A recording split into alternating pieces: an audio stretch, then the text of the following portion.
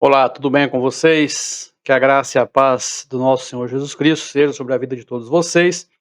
Então, retomamos nesta semana a nossa aula 25, 25ª aula. Nessa aula nós entraremos na doutrina da salvação. Hoje nós iremos falar sobre os três aspectos essenciais deste processo de salvação. Vocês verão que algumas dessas temáticas são muito poucas, ou muito pouco ensinadas ou ministradas ou mesmo pregadas no dia a dia das vossas igrejas. Vejam bem, eu quero fazer aqui, aproveitar para fazer um repasse. Todas as primeiras 24 aulas, o que, que nós estudamos, não é verdade? Então aqui nós fizemos o seguinte: nós tivemos lá no começo a doutrina das Escrituras para poder estabelecer uma teologia sistemática. Vocês lembraram, nós vimos que a doutrina ela precisa ter uma sequência lógica de compreensão. Depois que nós abordamos essas duas principais temáticas, nós tratamos da doutrina de Deus. Lembram que nós falamos Deus, sua existência, os atributos de Deus, o Deus triuno. Depois nós falamos dos anjos e de Satanás e os espíritos caídos, que é a doutrina dos anjos. Tudo isso aqui forma conjunto da doutrina dos anjos, né? Tem os anjos de Deus e os anjos caídos. Depois nós entramos na doutrina do homem. Vejam que nós viemos numa sequência. Primeiro, compreender, tem que ter a doutrina. Depois, as escrituras, Deus de Deus, os seus espíritos, né, criados, que são os anjos. Depois, o homem. Estudamos o homem, depois nós estudamos o pecado. Lembra? Nós tivemos várias aulas de hamartiologia. Depois nós tivemos a cristologia. Então, o pecado, o remédio do pecado é Cristo, doutrina de Cristo. Depois nós tivemos em aulas bem curtas ali a doutrina da expiação e agora nós entramos na doutrina da salvação, seguindo aqui o livro que você pode ver aí do Meyer Perman. E este bloco agora de aulas, teremos diversas aulas de soteriologia, que é a doutrina da salvação. Já é o nosso penúltimo bloco da sequência do livro. Nós vamos incluir outras temáticas para enriquecer a doutrina da salvação. Iremos falar sobre calvinismo, arminianismo e depois teremos, para fechar o bloco, a doutrina do Espírito Santo. E teremos também aqui algumas partes de escatologia e outros ensinamentos, mas aí já acrescendo ao conteúdo do livro do Meyer Perman.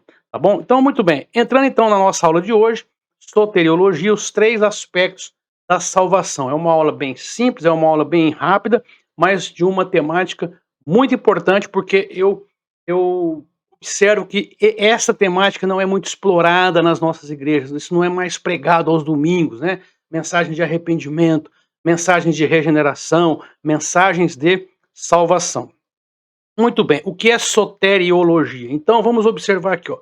Soterio, guardem esta palavra, ela vem do grego, então soterio mais logos. Logos, vocês vão lembrar, estudo, palavra. Quando eu quero me referir à palavra, eu uso logos. Então, sotério é o somatório de soteriologia, desculpa, é o somatório de sotério com logos. Juntando essas duas palavras, nós temos então o que? O estudo, a palavra, a pesquisa da salvação. Então, o estudo da salvação. Nós temos aqui a forma grega, que é sotérios, né? O S é um pouco mais sotérios, meio anasalado, assim, meio pro lado do espanhol. Sotérios, que significa salvação. E logos, que significa palavra, princípio ou ensino. Então, quando nós juntamos os dois, nós temos a palavra soteriologia. No livro do Meyer Perman você não encontra, ele não tem esse uso dessa palavra, chama doutrina da salvação, e aí explora as temáticas ligadas à doutrina da salvação. O Senhor Jesus Cristo, pela expiação, nós vimos então a doutrina anterior, viu que vínhamos na sequência, então pela expiação, pelo sacrifício lá na cruz, comprou, redimiu, lembra dessa palavra? Redimiu a salvação para quem? Para os homens. Como que ela se aplica? Ela se aplica de uma maneira de Deus para nós, homens, e de nós, com atitude, para Deus.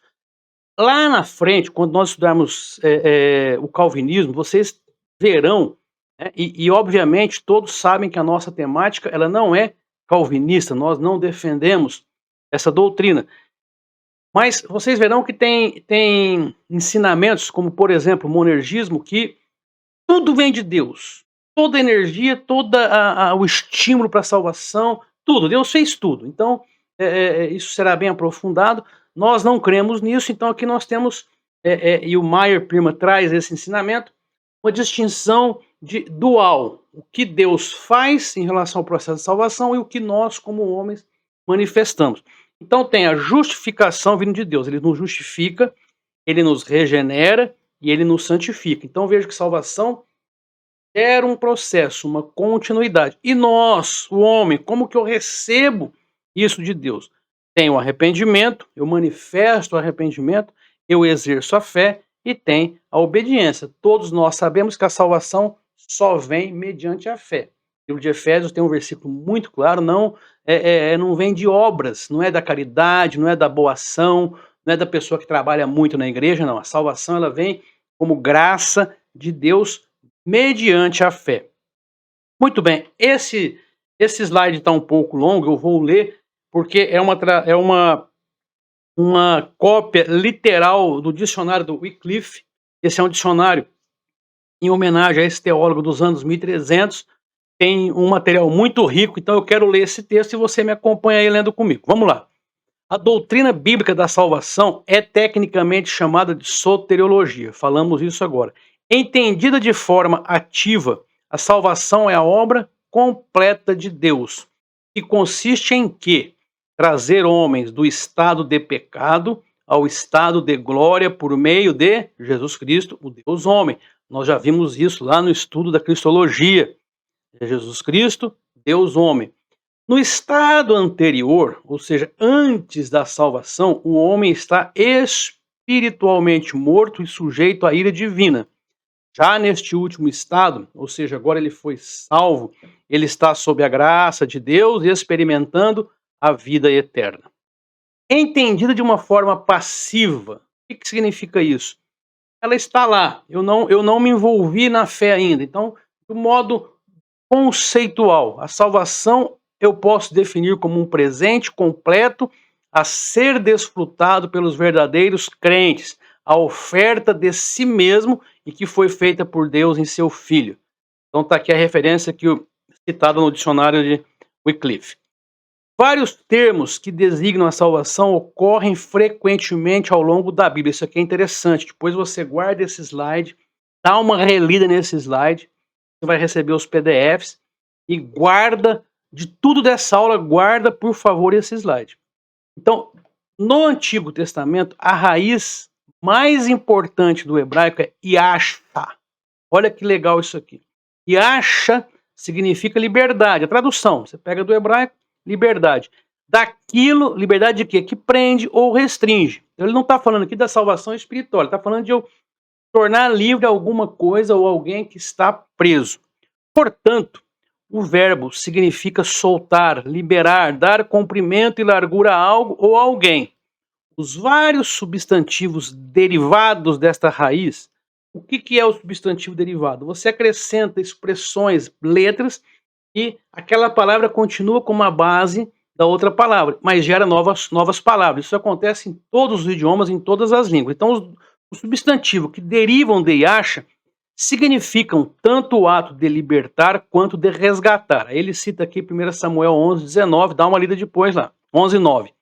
Além de transmitir o estado resultante, olha isso aqui, de segurança, bem-estar e prosperidade, de vitória sobre os adversários. Então, no hebraico, ao se falar em salvação, é igual aquela expressão que nós usamos hoje no próprio português, eu estou são e salvo. Quer dizer, estou bem, estou livre de alguma situação que me ameaçava, né? Isso é salvação. No hebraico, as diversas traduções nos trazem esse ensinamento. Olha, vitória sobre o adversário, segurança, bem-estar, prosperidade. Não estou aqui falando de doutrina de prosperidade. Porque a prosperidade ela tem muito a ver também com o bem-estar espiritual, com a minha paz, com o refrigério que o evangelho traz ao meu coração. Então vejo, tudo isso aqui são os conceitos da palavra salvação quando traduzido do hebraico. O particípio do verbo yasha, o que é particípio? Se você aqui não é aula de hebraico, nem sou hebraísta, Mas quando você estuda o português, você tem o verbo na forma infinitiva, né? Dar. Quando você coloca o verbo na forma do gerúndio, dando, que mostra que é um presente contínuo, você está executando aquela atividade. Quando você coloca no dado, ele pode ensejar algo do passado, foi dado. Ou, por exemplo, foi realizado. Aí eu uso o particípio. Então, no hebraico, similarmente, o particípio de Yasha é traduzido como Salvador, como Moshia, da qual veio o nome Jesus, o nome Josué, desculpa, no hebraico, e a sua forma grega Jesus. Então, Jesus é a forma grega do hebraico Josué, e ambos significam Yahvé é o Salvador, ou Yahvé salva. Muito interessante isso aqui. Na Septuaginta, lembram que lá naquela aula das Escrituras eu falei que a Septuaginta foi a tradução do Antigo Testamento para o grego, porque os israelitas já nem falavam mais o hebraico, então tiveram essa necessidade de traduzir isso antes da vinda de Cristo. Todo o texto do hebraico do Antigo Testamento para o grego, porque a maioria dos israelitas liam e escreviam em grego. E, então, na Septuaginta e no Novo Testamento, só que a Septuaginta é a tradução só do Antigo Testamento, tá? Depois, com a Vulgata, é que começaram a existir as traduções mais completas da Bíblia. No Novo Testamento, o verbo grego sozo, o verbo, então é o verbo, e os seus cognatos, que vem de sozo, que deriva dele. Soter, que é salvador, sotéria, nós já falamos, salvação, geralmente traduzem e acha, lá do hebraico, e os seus respectivos substantivos. Algumas vezes, no entanto, o grupo do verbo sozo é formado por traduções de palavras como shalom, que é paz, ou plenitude, e os seus cognatos. Então, veja, desta forma, sotéria pode significar cura, recuperação, remédio, resgate, redenção ou bem-estar. Sozo significa a ação ou o resultado da libertação ou preservação do perigo. Te tirou do perigo. Fomos resgatados do perigo. Fomos resgatados do mundo das trevas. Fomos colocados numa posição de segurança. Tudo isso embutido no conceito de salvação. Muito interessante isso aqui. Fomos resgatados das doenças e resgatados da morte. Então tá aqui toda a referência para você ler depois que o dicionário do Wycliffe cita. E isso implica salvação em segurança, saúde e até mesmo a vitória final. No cristianismo, então depois com as traduções de manuscritos, diversas outras traduções, o verbo sozo passou a ser utilizado com o significado de salvar a pessoa da condenação eterna, conduzi-la à vida eterna, que é o texto de Romanos 5:9.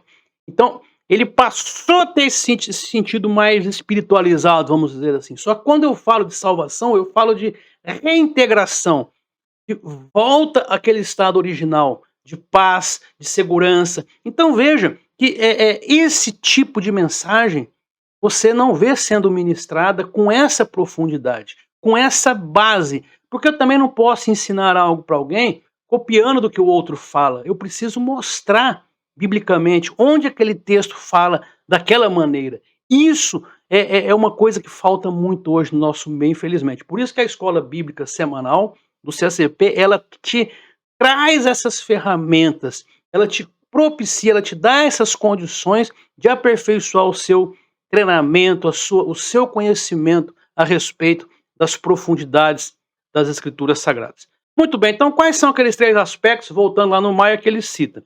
Nós temos a justificação, a regeneração e a santificação. Então a justificação, você pode acompanhar aí, tem muito a ver com a questão jurídica da salvação. Olha que coisa interessante.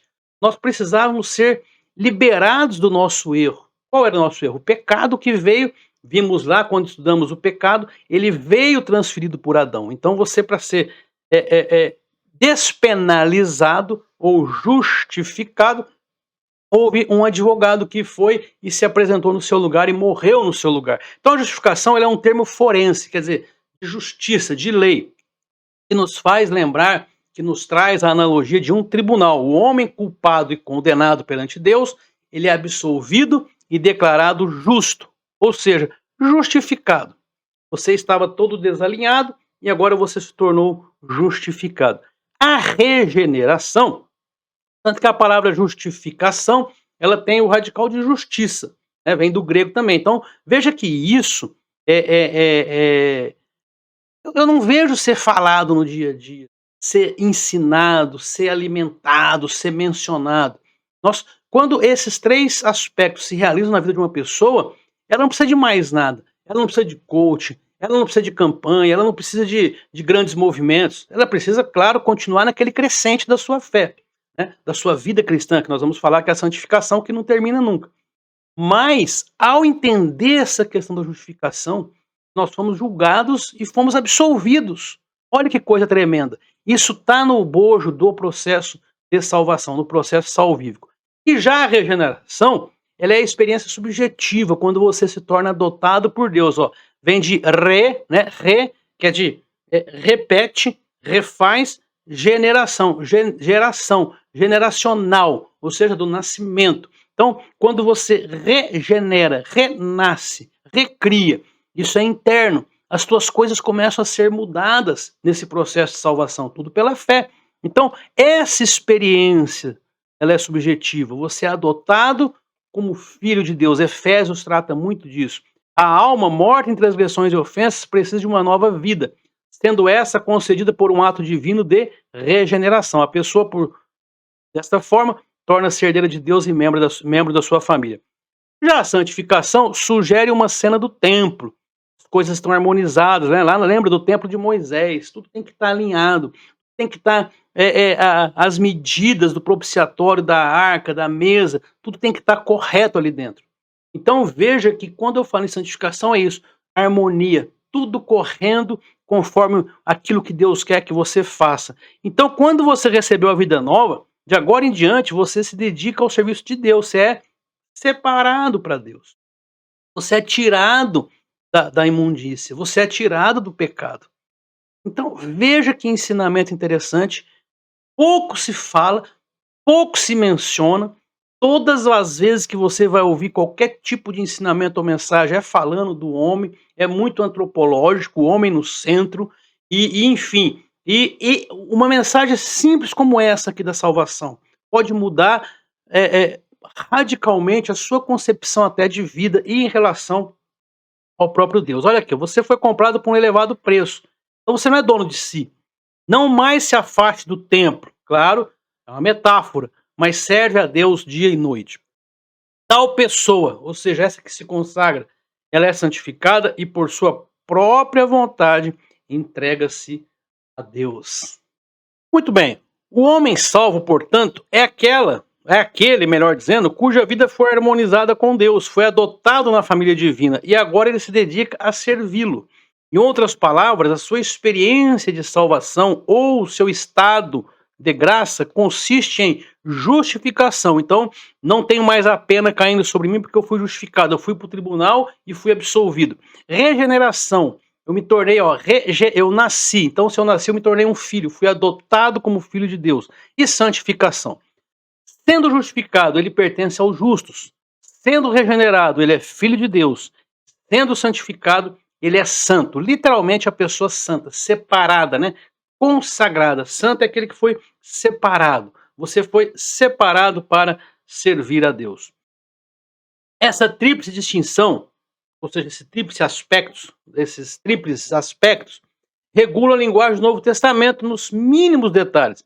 Vamos ilustrar isso então. Em relação à justificação, por exemplo, Deus é o juiz, eu até mencionei isso, né? Um tribunal, e Cristo é o advogado. O pecado é a transgressão. A expiação, que é o sacrifício na cruz, é a satisfação dessa lei, ou seja, como ele pagou. O arrependimento, aí partiu de mim, do homem, é a convicção. A aceitação, ela traz o perdão ou remissão dos pecados. O Espírito testifica do perdão. A vida cristã, finalmente, é a obediência e a sua perfeição é o cumprimento da lei da justiça. Isso é muito interessante porque se nós formos abordar o que Paulo fala em Romanos 8, ali ele trata de duas leis. A lei do Espírito da vida e a lei mosaica. Ele fala que nenhum homem consegue cumprir a lei mosaica se não for pelo Espírito de Deus. Por isso que você entende que a lei mosaica, ela só pode ser cumprida não pela vontade da carne, não pelo meu desejo da carne, mas por meio da regeneração. Veja o quanto que no evangelho existe transformação de vidas. E a pessoa transformada, ela abandona as velhas práticas. Ou seja, ela consegue aplicar o que está na lei, mas pelo Espírito da vida, como Paulo fala em Romanos 8. Então a salvação, ela é o quê? Ó? Uma nova vida em Cristo. Nós vamos destacar aqui depois, na conclusão, quando Paulo fala que quem está em Cristo é nova criatura. Em relação a essa nova vida, Deus agora é o seu Pai, te gerou. Cristo é o seu irmão mais velho e a vida que corre em você. O pecado é a obstinação, é a escolha da nossa própria vontade em lugar da vontade do chefe da família. Quer dizer, quando eu cometo pecado, eu estou indo contra o meu pai. Eu estou indo contra aquela obstinação da carne, a tendência da minha carne. Porque é óbvio que o pecado não nos domina mais, mas o que não quer dizer que nunca mais iremos deixar de cometer pecados. Pelo contrário, a gente está sempre sujeito às quedas do pecado. A expiação é a reconciliação, né? Religou com Deus. A aceitação é a adoção. Renovação de vida é regeneração, é ser nascido de novo. A vida cristã significa crucificação e mortificação da velha natureza, a qual se opõe ao aparecimento da nova natureza. E a perfeição dessa nova vida é o reflexo perfeito da imagem de Cristo, unigênito Filho. Só esse parágrafo daria uma bela de uma mensagem. Aqui ele está mostrando como que é o padrão, qual seria o estado da arte de um filho de Deus, de um regenerado. Claro que nós vamos ter problema ao longo das nossas vidas, ao longo da nossa caminhada, mas o foco é isso, o foco é mantermos alinhados, harmonizados com a palavra, santificados pelo processo de salvação que corre em nós. Muito bem, João 3, quando Nicodemos era um homem da lei, procura Jesus, ele diz, olha, na verdade te digo. Ele fala duas vezes porque é muito importante, ele repete, aquele que não nascer de novo, aqui ó, regeneração, não pode ver o reino de Deus. Disse-lhe Nicodemos, como pode um homem nascer sendo velho? Pode porventura tornar a entrar no ventre da sua mãe e nascer? Jesus respondeu, na verdade te digo que aquele que não nascer da água e do Espírito, então da palavra e do Espírito, não pode entrar no reino de Deus. O que é nascido da carne é carne, ou seja, aquele que pratica a lei continua sendo carne. Mas o que é nascido do Espírito, esse é Espírito, esse nasceu para Deus. É o regenerado, é o que foi tocado pelo processo da salvação. Ele se torna uma pessoa viva, o seu Espírito agora está vivo diante de Deus. Não te maravilhes de ter dito, necessário vos é nascer de novo. Então veja que é outra temática pouco explorada hoje. Novo nascimento. Você vê muitas pessoas e famílias reclamando muitas vezes de adolescentes que dão muito trabalho, de pessoas que dão trabalho, talvez essas pessoas não tiveram a experiência do novo nascimento. É difícil para quem não é nascido de novo entender isso, aplicar os aspectos que seriam da lei, mas pela ação do Espírito nas nossas vidas. Por quê? Porque não nasceu de novo. O processo. A vida cristã é a vida dedicada ao culto e ao serviço de Deus. Você concorda com isso? Isso é a vida cristã. Eu estou separado. Quando Jesus está falando com os discípulos, ele fala, Pai, não peço que os tire do mundo, mas que os livre do mal. Nós vivemos numa sociedade corrompida. Atualmente, cada vez está mais difícil ser um crente. Mas nós não podemos perder o foco de que a nossa vida é um serviço, é uma entrega a Deus. É uma vida santificada. Deus é santo. Cristo é o nosso sumo sacerdote. Pecado é a impureza.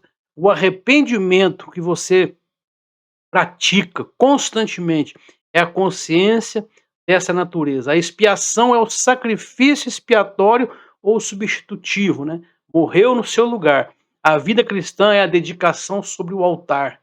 E a perfeição desse aspecto é a inteira separação do pecado, separação para Deus. Então, João fala na sua primeira epístola, capítulo 1, verso 9, que se confessarmos os nossos pecados, ele é fiel e justo para nos perdoar os pecados e purificar de toda injustiça.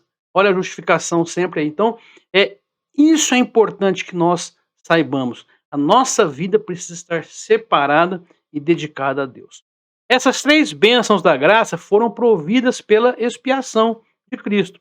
E as virtudes dessa morte são concedidas ao homem pelo Espírito Santo. Quanto à satisfação das reivindicações da lei, então veja, eu preciso praticar o amor, honrar pai e mãe. Algumas coisas nós não precisamos praticar justamente porque houve uma alteração até mesmo cerimonial, vamos colocar assim. Só que veja bem, mesmo a questões como honrar pai e mãe, não roubar ou não matar, se eu não for transformado, eu não consigo aplicar. Por isso que o Maier traz essa colocação. Quanto a essas reivindicações da lei, a expiação proveu o perdão e a justiça para o homem.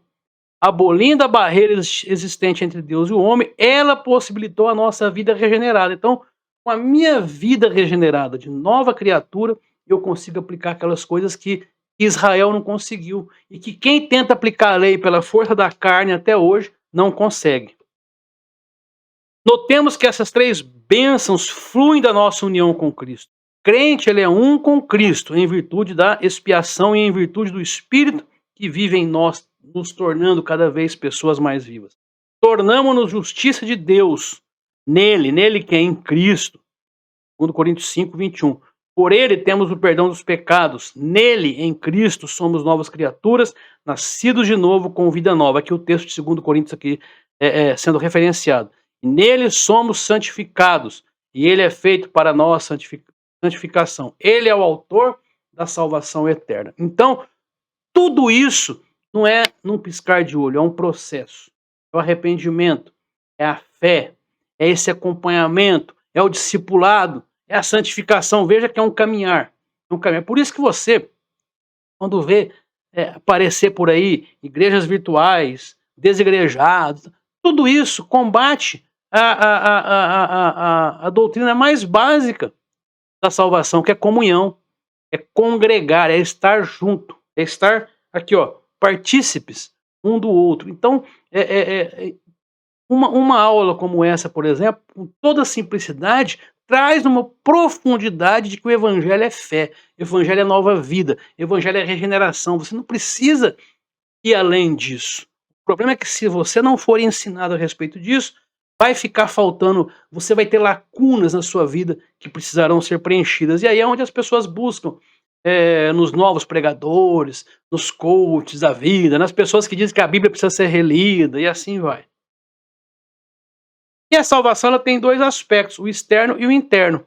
Então, ela pode ser objetiva, que é quando eu me manifesto, quando eu confesso. Em Romanos capítulo 10 fala que se com a tua boca confessares, serás salvo. Então, há uma manifestação externa. E a subjetiva, que é a transformação. Ele vai mostrar aqui, ó, o aspecto externo é provido pela obra expiatória de Cristo, que eu aceito e recebo. E o interno é a operação do Espírito na minha vida. É a santificação. Então a justiça, é por isso que o Senhor nos resgatou, para nos justificar. Então a justiça ela entra em primeiro lugar. Eu primeiro preciso ir ao tribunal e ser absolvido, né? Fazendo aquela analogia da justificação. Então é a mudança de posição. A justiça é a mudança de posição, mas ela é acompanhada por mudança de condições. Mudou agora o sistema, mudou a vida velha. Agora eu tenho uma vida separada para Deus. Então a justiça tanto é imputada, como ela é conferida. Ou seja, ele me imputou como um justo. Agora eu estou justificado. Mas eu preciso fazer por onde? Você vê que isso também é outra coisa que não se ensina muito. Você está na graça, tudo bem. Você já está salvo mesmo, tudo bem. Não é bem assim. A adoção refere-se a conferir o privilégio da divina filiação. Olha Efésios falando aqui. A regeneração trata da vida interna, que corresponde à nossa chamada e que nos faz participantes da natureza divina. Então agora somos adotados como filhos para a vida eterna. E a santificação, ela é externa como interna. O meu testemunho é externo. O meu testemunho será visto pelas demais pessoas da minha sociedade. De modo externo é a separação do pecado e a dedicação a Deus. Todos verão. E de modo interno é a purificação do meu pecado. O processo da santificação e que tem que acontecer diariamente nas nossas vidas. Muito bem, então para concluir eu trago aqui 2 Coríntios 5 para a gente fazer uma reflexão. Ele morreu por todos, para que os que vivem não vivam mais para si, mas para aquele que por eles morreu e ressuscitou. Está falando de Cristo. Assim que daqui por diante a ninguém conhecemos segundo a carne. Eu não conheço pelas obras da lei. E ainda que tenhamos conhecido Cristo segundo a carne, por quê? Porque foi a lei que profetizou a vinda de Cristo. foi pela minha carne que eu manifestei a minha fé em Cristo. Quando você conhece a Cristo, você não está regenerado. Quando o ímpio vem para o Senhor, ele não está regenerado, então ele conhece a Cristo pela carne. Contudo, agora o teu relacionamento não é mais pela carne, agora é pelo Espírito. Então, por isso que Paulo fala isso, assim que se alguém está em Cristo, então você está em Cristo, você está no Senhor, nova criatura é. As coisas velhas já passaram e eis que tudo se fez novo. E é um grande problema esse versículo, porque vem muitos teóricos por aí para dizer que não é bem assim, que é o espírito que renasceu, mas a alma não renasceu, mas o corpo não renasceu. Veja, isso é tentar relativizar o texto bíblico. Aqui é muito claro, quem está em Cristo é uma nova criatura. Eu não me separo, eu sou eu. O meu corpo tem que estar santificado para o Senhor. A minha alma tem que estar santificada para o Senhor. O meu espírito tem que estar santificado para o Senhor. Tá bom? Então aqui nós concluímos a 25ª aula. Na próxima aula prosseguiremos com a doutrina da salvação. Até a próxima. Então fiquem todos na paz do Senhor Jesus. Um grande abraço.